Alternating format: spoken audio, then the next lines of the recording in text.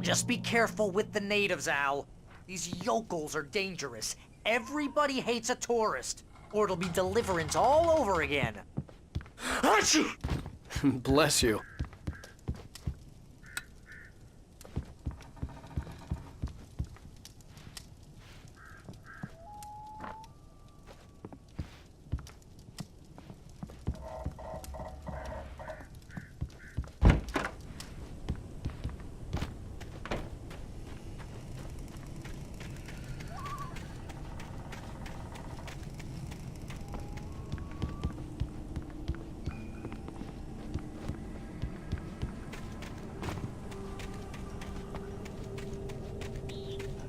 I'll wait here, Al. I'll hold down the fort. I'll be with you in spirit every step of the way, Al. Locking the door now.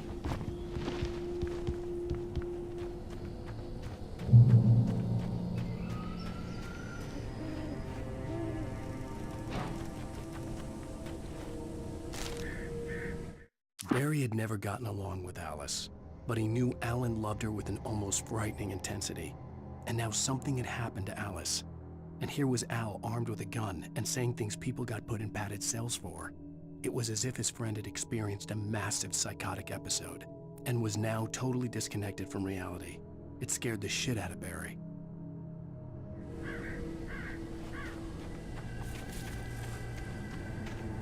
I knew I should have gone to the cops. This wasn't the smartest thing I'd ever done, but I was still angry with Barry for trying to talk me out of it. These people had called me right in the sheriff's station. The cops wouldn't scare them, and they had Alice.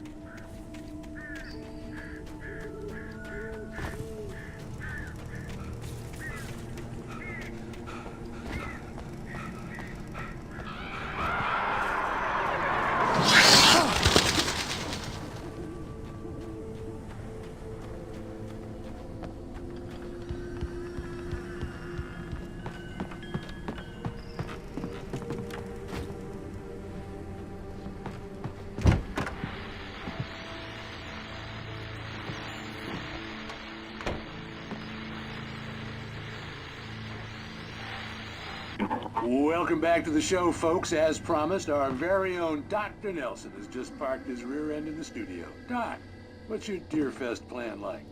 My plan? You make it sound a lot more organized than I ever seem to manage.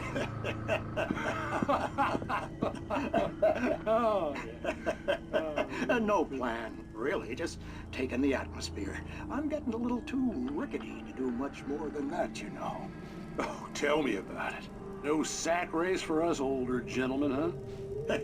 Yes, exactly, Bat. But I'm going to check out the parade, of course. And I'll be one of the pie contest judges, too. Well, that takes a different kind of constitution. Oh, yeah. It's my kind of exercise. Now, Doc, seriously, you're in pretty good shape, though. You're the outdoors type. I know for a fact you're an avid fisherman. That's right. Matter of fact, just caught a heck of a largemouth bass early this morning. But you're not taking part in the fishing contest? No, not this year. See, Pat, I'm just not that competitive anymore. Now I just like to take my time and enjoy the peace of it. It's no fun if I need to worry about what I'm catching, you know? Well, considering your track record, the participants are probably pretty happy you feel that way. Well, Pat, that's kind of you to say.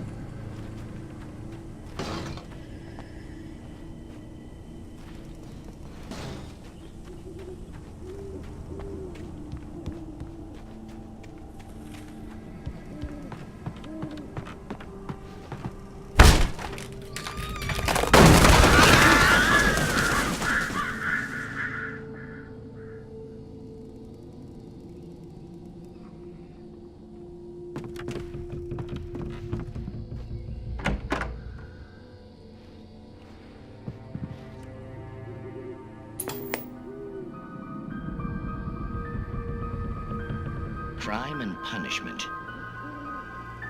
The cancer and cure of civilization. But some crimes are impossible to punish, especially in Night Springs. Tonight's episode, The Man in the Mirror.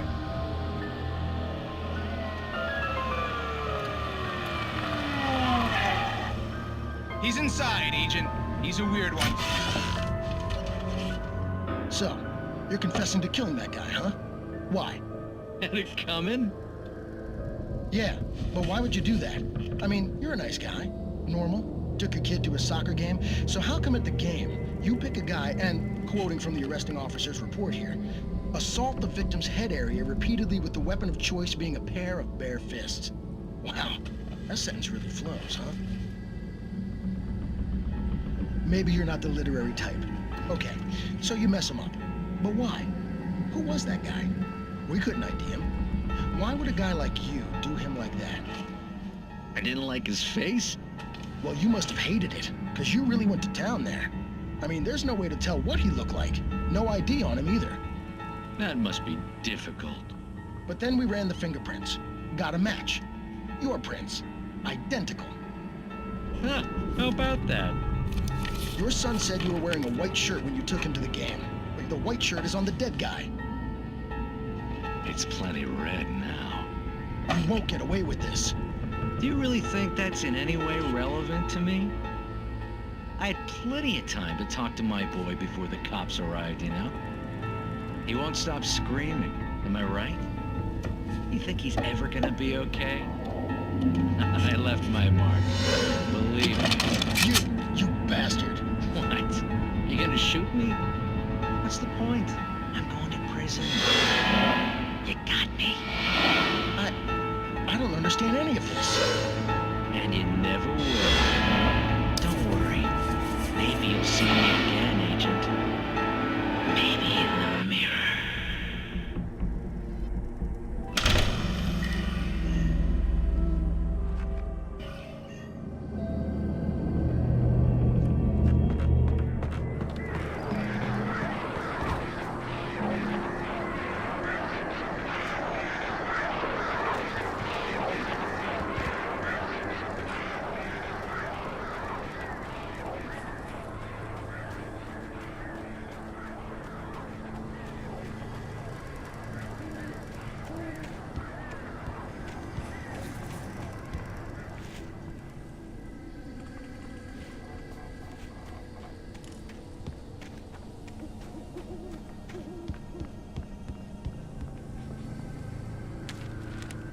Rose knew that Rusty was in love with her, and she liked him too.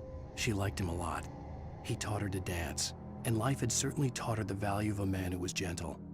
He treated her well, made her smile, made her feel good. But Rusty wasn't the prince of her dreams, and that tended to underline the unbearable truth. She was no closer to that Hollywood magic than he was.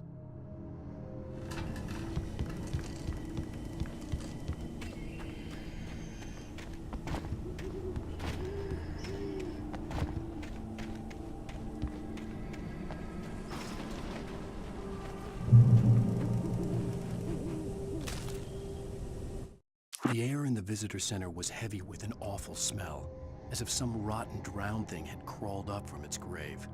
Rusty kept coughing blood. My eyes were drawn to the twisted shape of his broken leg. The attack had been vicious. Max whined in his cage. Rusty's eyes were wild with fear and terror. He gasped. "Mr. Wake, it happened just the way it was on that page."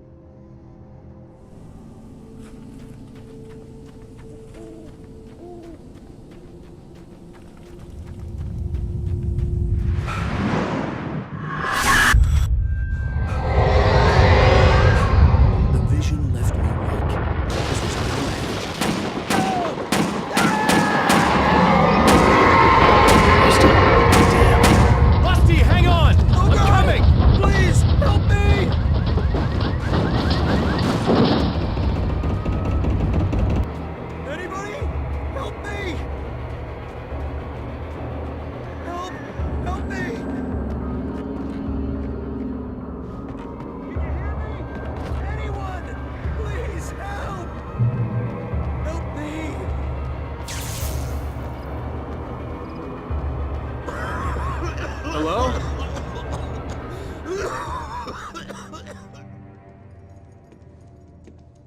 Mr. Wake? Oh, hell. It happened just the way it was on that page. I found. Came true. It knew. So dark. It'll come back for me. You must... The lights. In the office. I have the key. Okay, Rusty. Hang on. I'll be right back.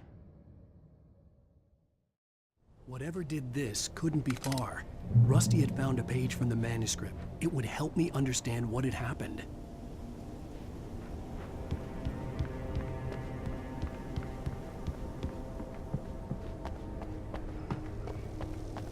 The only way to make sure that Rusty was safe was to get the power running and the lights back on.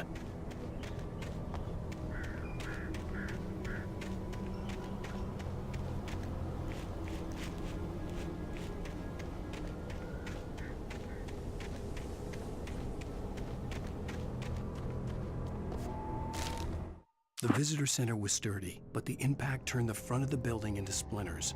Rusty was thrown across the lobby like a rag doll and hit the far wall hard. It didn't hurt until he tried to move and saw his leg bend the wrong way, felt the broken rib stabbing him on the inside.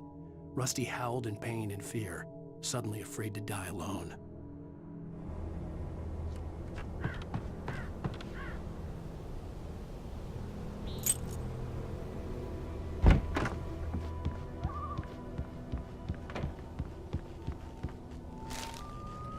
At the last instant, I changed direction and threw myself down. The axe splintered the trunk of a tree. I stumbled into the pool of bright light. My lungs burned. I was too exhausted to move. I tensed as I waited for the killing blow, but it never came. I raised my head. Nothing moved in the darkness beyond. For the moment, bathed in the cold light, I was safe.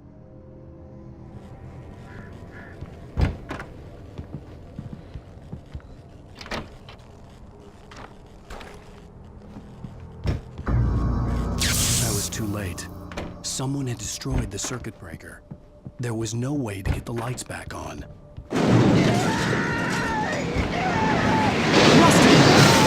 It was covered with bleeding patches that looked like liquid.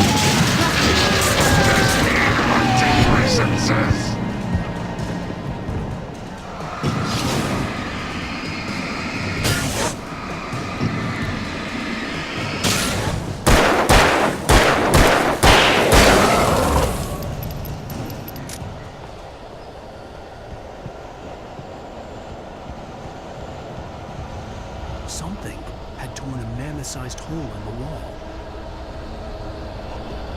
Please! Don't feed the animals! Obey! Deathmark Ranger's instructions! At all times! Rusty? Rusty, no! Fishing is only permitted for those prisoners who purchase a pardon. License never... Railroad closer than 100 yards. To bears and wolves, never approach any other wildlife closer than 25 yards. Pets must be leashed. At all times. Never leave your pet unattended. It's to remove any historical artifacts from the park.